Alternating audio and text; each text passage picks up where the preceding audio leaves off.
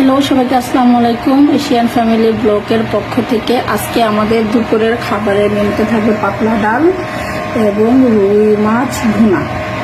তো আজকে আমরা সবাই মিলে পাতলা ডাল এবং রুই মাছ ভুনা খাবো। তো আমি এখানে ডাল রান্না করব।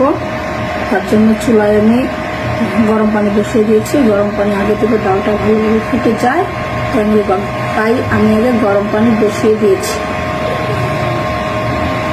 পানি গরম হয়ে গেছে, আগেই বসিয়ে দিয়েছিলাম। এখন আমি এর ভিতরে এদের যে ডালগুলো ধুয়ে রেখেছি এই ডালগুলো দিয়ে দিই। তো ডালগুলো ধুয়ে রেখেছি, তো ডালগুলো আমি দিয়ে দেব। একদম পুরো ব্লক আসবে ডালে। আর এই দিকে আমি এই চুলায় এই যে রুই মাছগুলো মেখে রেখেছি এগুলো ভেজে নেব গ্যাসের চুলায়।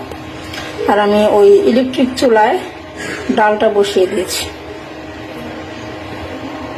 এদিকে আমি দিয়ে দিয়েছি মাছগুলো ভাজা হওয়ার জন্য। প্রচুর ফুটেছে, তেল ফুটেছে। ওই যে মাছের একটা বেলুন ওটা দিয়েছিলাম এর জন্য। এই যে এটা ফুটে একদম আমার হাতে এসে পড়েছে তেল, গরম তেল ভাজা।